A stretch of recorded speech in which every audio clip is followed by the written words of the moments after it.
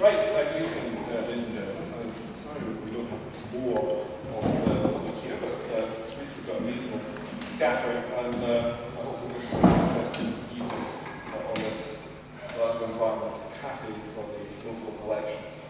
First of all, I'll introduce myself. My name is Roger Downey, and I'm one of the members of Glasgow Friends of the Earth. I'm also a representative of an organisation called Frog Life on the position in structured parliament. So if any of the candidates are in favour of frogs, they're probably going to get my vote.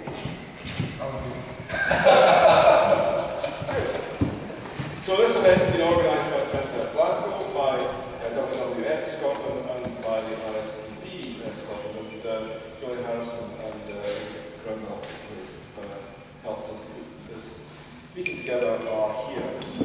The environment is broadly the theme of the meeting, and environmental issues as they are dealt with by local authorities. But don't feel constrained when you get a chance to speak to candidates. If one has something else, I'm sure they'll be happy to answer that.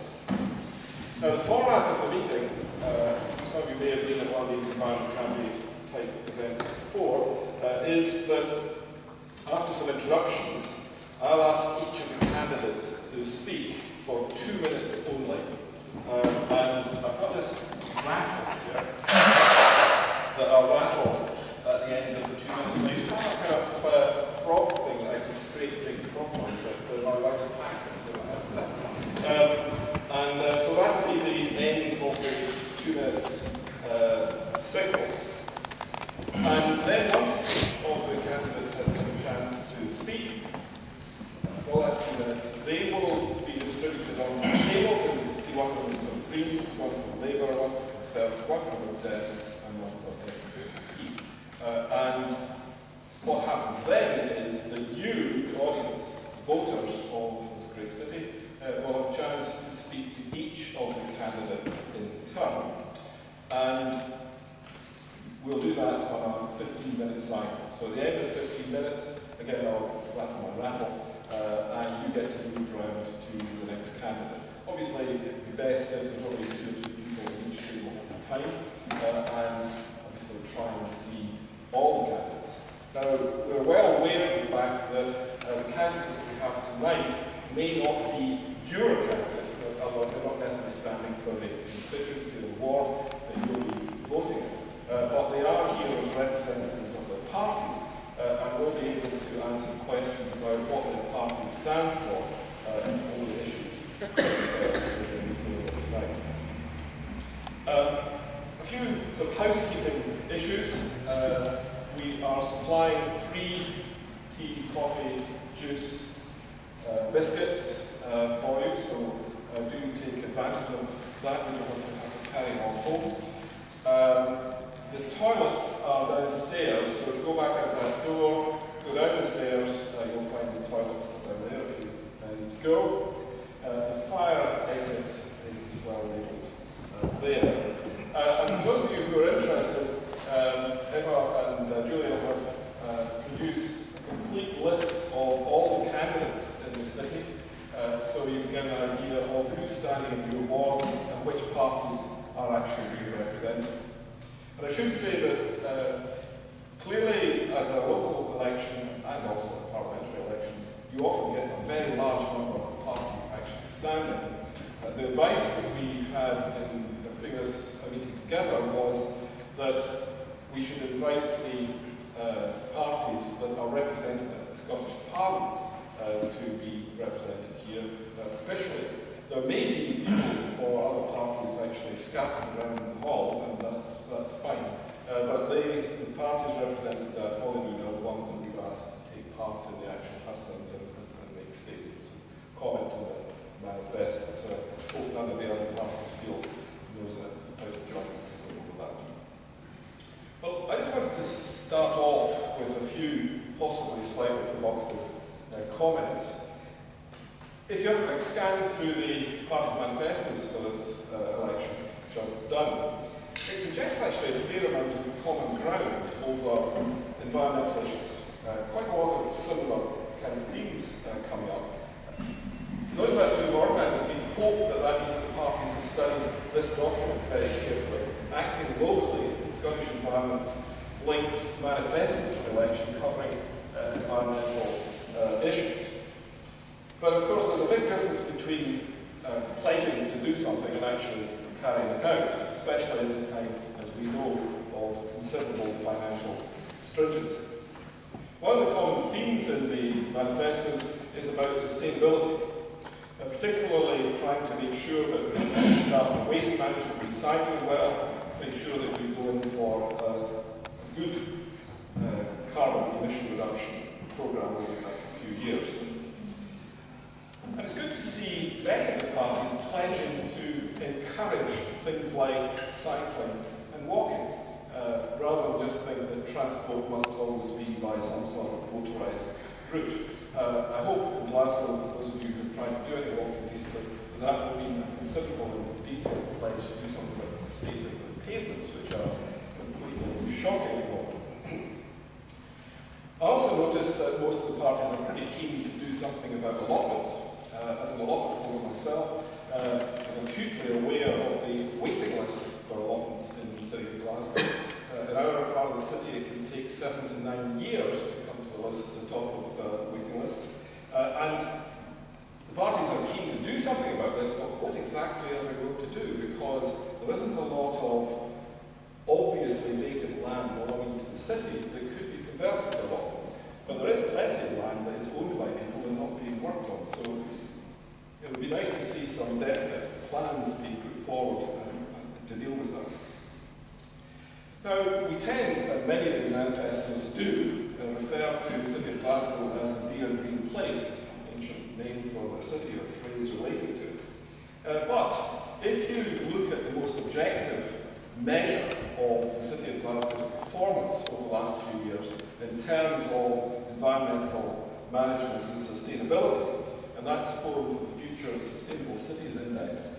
Unfortunately, Glasgow comes 19th out of a list of 20 cities that have been assessed. The only one that has come out worse is Hull. And in case you think that that's because Glasgow is an old post-industrial city, the top of the list is Newcastle, which is rather similar in its history. So there are things that we're not doing terribly well in Glasgow. And a lot of the poor performance in that index has got to do with waste management, high use of landfill, and too little recycling. In that index, the best score we have is for biodiversity. City Council has done a fantastic job through its biodiversity unit in opening up local nature reserves, in wilding some of the parks. If you think of what Bingham's Pond at West End used to be like, a kind of horrible concrete thing, and it's now a haven for massive wildlife, they've done a great job. Curiously, the Labour manifesto, which is responsible for all this, hardly mentions biodiversity. Why is that? I would have thought they would really be saying, this is what we've done, this is great, and making a song and dance about it. I spent this morning, and a friend over there also spent the morning, cleaning up a back lane in our area. And this was a great example of community cooperation. There were people there from the community council, the city council provided the tools and the lorry and all the bags for the stuff. There were people from one of the homeless hostels in the street who got bad press in our area, and yet they were the people who turned up to help. And the local community police came too, and there were 3 of them who spent most of the morning gathering up rubbish. Now you might think, shouldn't they be catching the criminals? But anyway, they helped with that. And it was a really good example of the way that communities can get together to achieve something.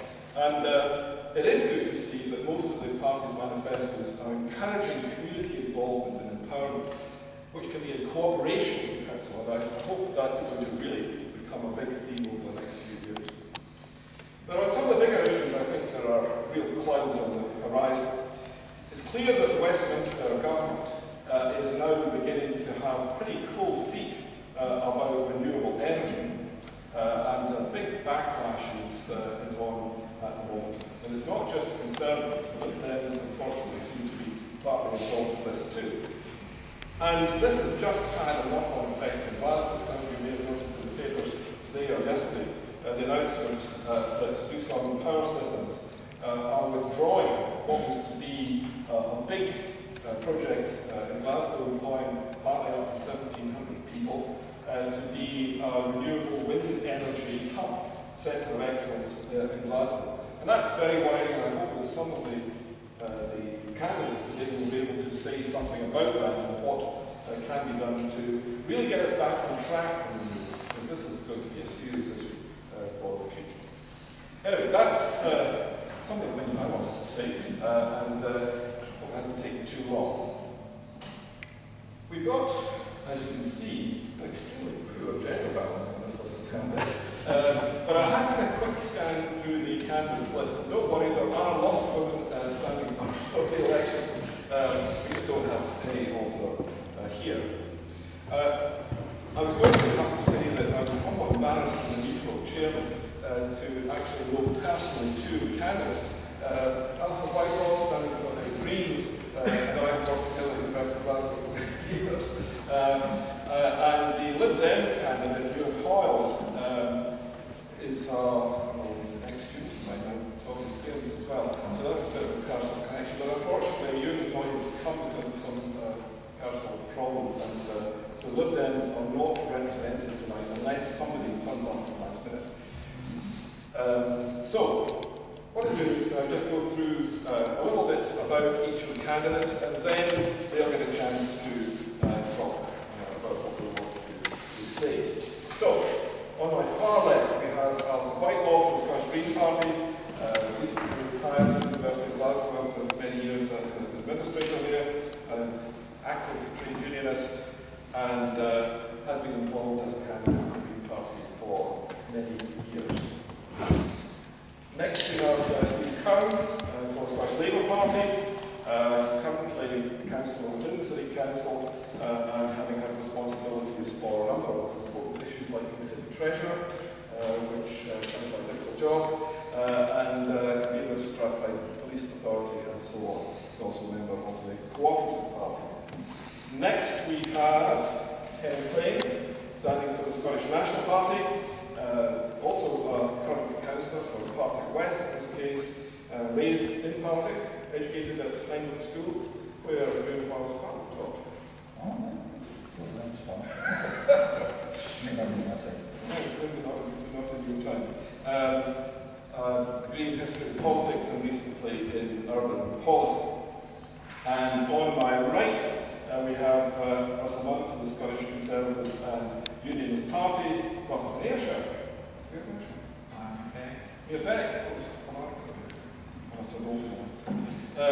And Russell has lived in Southside Glasgow for a good number of years. Paisley University West of Scotland now. Graduate in land economics and now works for Strathclyde Fire and Rescue as a Estates and Valuation Surveyor. So that's the candidates that we have today.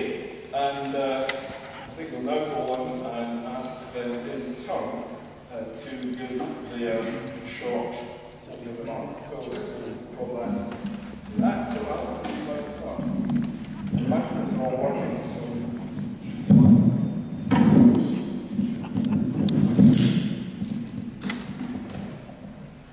Good evening, and thank you very much indeed for inviting me, representing the Scottish Green Party candidates in the City of Glasgow. Roger mentioned sex ratio. I should say that the Scottish Green Party across the country is a beacon of enlightenment in this respect, because 41% of our candidates overall are women. In Glasgow, the percentage is a bit lower, I'm afraid, but it's still much better than the average for all parties. The Scottish Green Party in Glasgow is in the unique position of being able to stand as a party which has had a 5-strong opposition group of councillors, which can actually stand on a record of achievement of things they have achieved over the past 5 years in Glasgow City Council. There's been a lot of talk of balance of power and coalitions and things like that, and what might come out of this election. To us, the important thing is what we can achieve by cooperation, by researching our policies and our proposals, and showing how we can reach a consensus in local government. Other parties, nationalist or unionist, have shown themselves to be deeply centralist when they are actually in power, in Holyrood or in London. The Greens, again, are unique in standing up for local government, and not just on the council level, at community council level, because we want to give them more power and to bring democratic influence back to the grassroots. We have numerous achievements on environmental but other issues over the past few years, and the policies that we're putting forward in our manifestos will build on them. We achieved the installation of smart meters into the city's schools. Before that, we did not know how much energy they were using. We are campaigning and have successfully campaigned for safe bike and wheelchair routes across the city. We want 10% of the public transport budget to be for bike and pedestrian transport. You can read about these in our manifestos, and when you come and visit me at the Green Table, I shall give you a note with all the web links where you can look up the detail of our policies. I look forward very much to discussing these with you on an individual basis.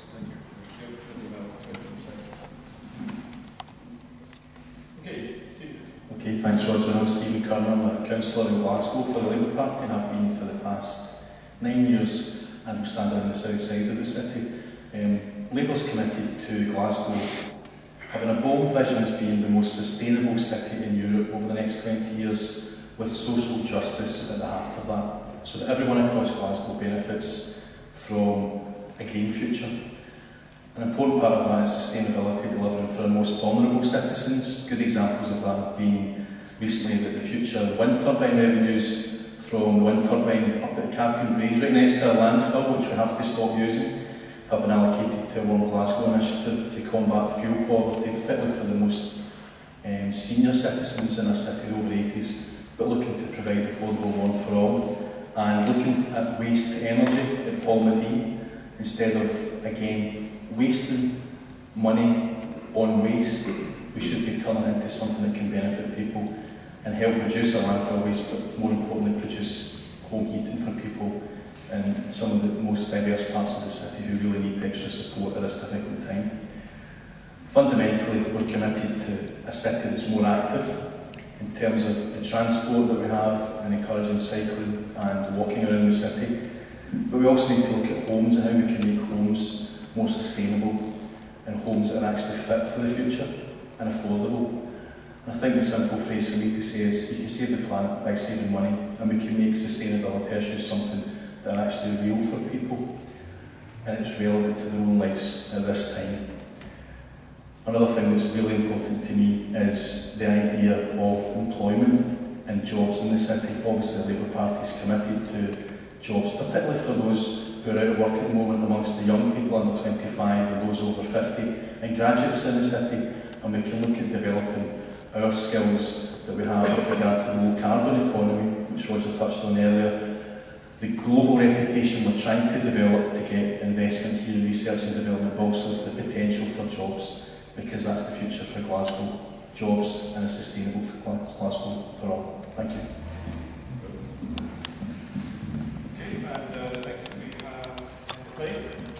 Thank you very much, and thank you for this opportunity tonight. I'm the SNP Councillor for Party West and have been since 2007. So thank you very much, and I hope to have interesting discussions with you all tonight. I've read the Acting Locally Manifesto, and much of what in it makes is just common sense to me.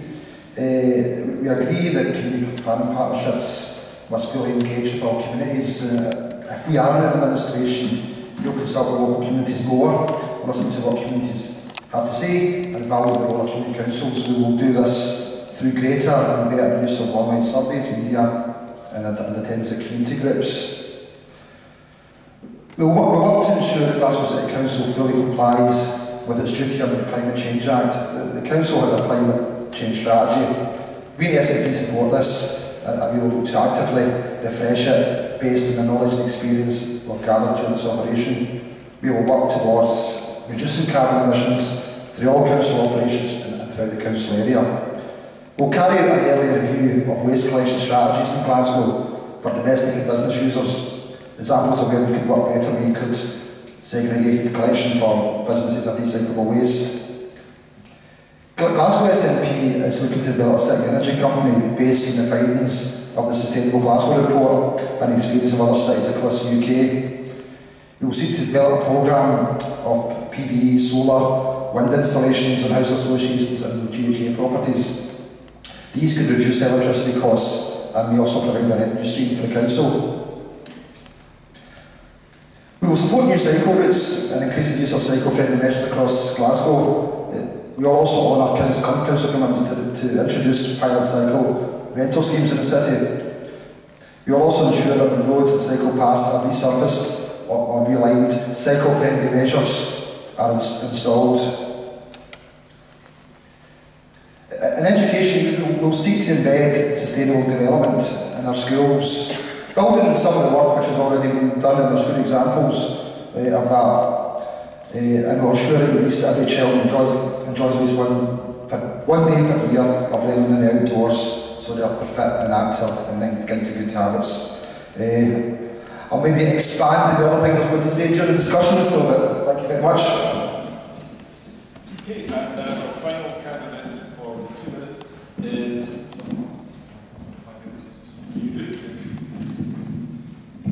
Hi, good evening. My name is Lon. I'm Conservative Unionist candidate for the Langside Board, which is on the south side of Glasgow. Picks up the communities of Langside itself, Battlefield, Mount Thornton, Cathcart and East Park.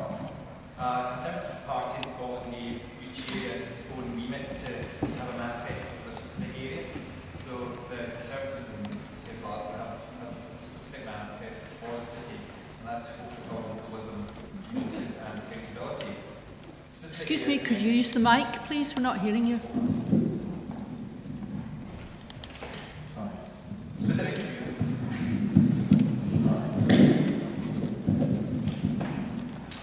Sorry, I said I was saying that Scottish Conservatives gave each area their own free will to produce their own manifestos. There is a City of Glasgow manifesto for the local council elections. This is very much focusing on localism, communities and accountability. Specific areas to mention, probably most in relation to this evening, are refuse collection, which many people have mentioned, to focus on more recycling, both from domestic properties and commercial users. There does seem to be a basic inconsistency through houses and businesses as to what recycling provision is provided, and also the recycling of waste in the streets, etc. There are no bins where you can deposit rubbish to be recycled if you happen to be out and about. We're also looking at development of brown sites, as we've mentioned, to prevent areas like East Renfrewshire, etc., having to encroach into the green belt to provide the housing that's required. I feel that there's plenty of infrastructure in Glasgow which should be used in terms of schools and roads, rather than move people out to these further out areas. Again, we're looking to regenerate neighbourhoods, introduce a policy of civic pride, which involve education, a level to get school children to look to recycling, and also take some civic pride in their own area. My specific agenda in my ward, I've been looking at the protection of green spaces, recycling, and also safety and cycling. I'm involved in the city's safe recycling scheme for quite a number of years. Again, I have a manifesto with me if you have any more detailed questions.